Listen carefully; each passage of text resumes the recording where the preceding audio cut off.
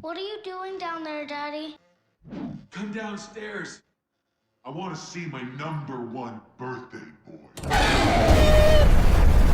As a horror movie fan, like, this is the movie that I want to see. Great. I knew where it was going very early on, but I knew because it was a result of good direction. And so I couldn't have anticipated what actually happens in the film, because I was like, we're only halfway through, and I'm already very uncomfortable. That's great. Like, Yeah, yes! John Watts is such a smart director. Smart. He'd made this fake trailer about 5 or 6 years ago that just popped up online, and this is kind of pre-social media, like back in the MySpace days. Ooh. And I got it said directed by Eli Roth.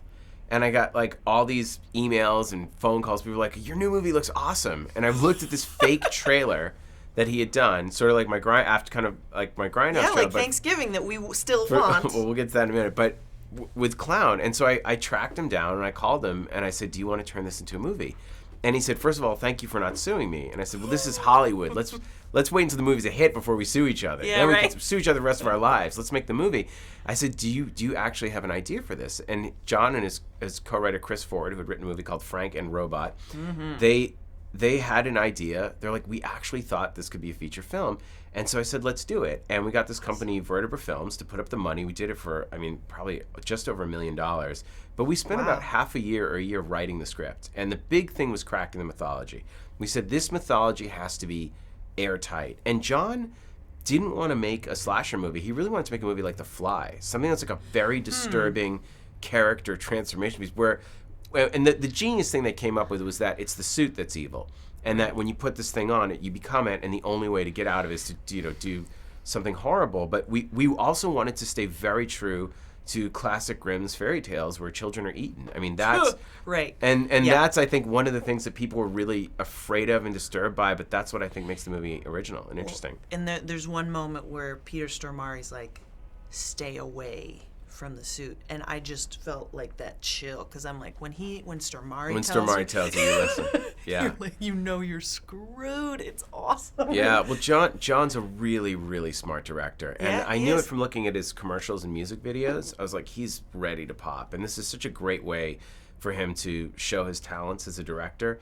Then he went on to make Cop Car, and now he's directing Spider-Man. Yeah. So it's like... Which is amazing. Yeah, and you look at Clown, and it's no accident. The guy is so unbelievably talented. And, we wanted to make a movie that 20 years from now, people would still be talking about. Holds up. And it holds up. That's the thing, too. Oh, it's And it's awesome. Andy Powers, our lead actor, Peter Stormare, Laura Allen, Christian Stefano, the whole cast. killer. Everyone took it really seriously. Do you feel like being a working director changes the way that you produce projects? Absolutely. I mean, as a director, I try to be the producer. As a producer, I try to be, I think of what would I want in a producer. And in this case, it was getting the resources, helping him put his team together, and then just being there as a sounding board. I could really work with John and Chris developing the script. Like, we really, really policed it so heavily, thinking through every possibility. Like, well, your feet would grow, because why else would they wear those clown shoes? Like, really, like, how would you get that nose off? Like, really make it real. Like, no cop-outs. Like, your hair is growing like this. What do you do? How do you explain it to your wife? You try and cut it. You try and shave. You try and shoot yourself. Like, really thinking through the result of all of those things. And then, just being there to help kind of keep pushing it down the road and getting it released, because truthfully, people were very scared of this movie. This is not your typical mainstream horror movie. It's disturbing. It's dark. It's unpleasant. I think it's fun and amazing. I think horror fans are going to love it. But, you need, like, me going, guys, we're going to be fine. This is going to work. And actually, it's come out internationally and done very well. That's awesome. That brings up a couple interesting things. First of all, that is a partial answer to the question of what are you thinking about in your spare time, which is clown mythology. Oh, yeah. Awesome. Because that's what I want you to be thinking about. Well, if you're making a movie, the thing where I find these movies fall apart is they haven't thought through the mythology, or they get loosey-goosey with it. And if people like me who are going in actively suspending disbelief and wanting something to be awesome, if I can find a plot hole, that's a huge problem. Yeah. Because I'm not a plot hole finder. That's Yeah. not me. I don't do that. No, we sit there and we think through everything. And that's just spending time on the script. And if you're going to come up with a Michael Myers or a Jason or who knows if this character will become that.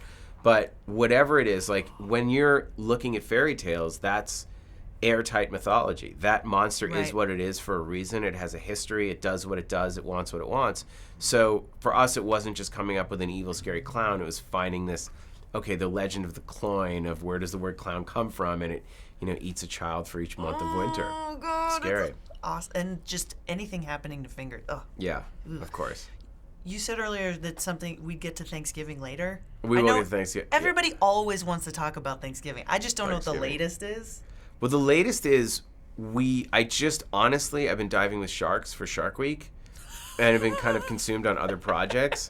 And we have a draft that we've got the structure It's and another the thing story that I'm there. glad you just said. Yeah, so we need to sit down. Like, I want the script to be as good as Clown when we do it. And we just got to Cool. sit down and work on it. There's Okay, just some good. story points I haven't figured out yet. So sometimes when you're working on something, you work on it every day and you focus on it. And you're like, you know what? I'm going to put this down for a couple months and work on something else and maybe come back to it with fresh eyes. And go swim with sharks. And then go swim with sharks. I know that, if I look at your filmography and all of the things you've directed and been a part of, I have like a laundry list of horrible, scary things. Uh-huh. What I want to know is, what are you not scared of that scares other people? It's weird. I have no fear of sharks.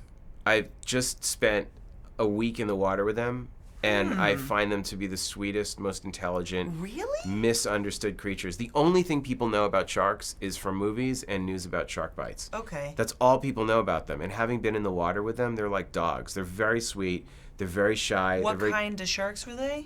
I was there with black tips, silver tips, reef sharks, lemon sharks, and tiger sharks. I did not know there was a lemon shark. The lemon shark was about 9 feet. They look like zombies. They have yellow What? eyes and crazy teeth. The lemon sharks are insane looking. Like a cloyne Yeah. shark. So, but they were very All right. sweet, for totally misunderstood creatures. And the truth is, only 6 people a year die from shark bites, and 100 million sharks are killed by humans. So people think that sharks are man-eaters when man is the shark eater. And people say, how can you get in the water with them? Aren't you afraid? And I actually feel way safer with them than at a lot of my meetings in Hollywood.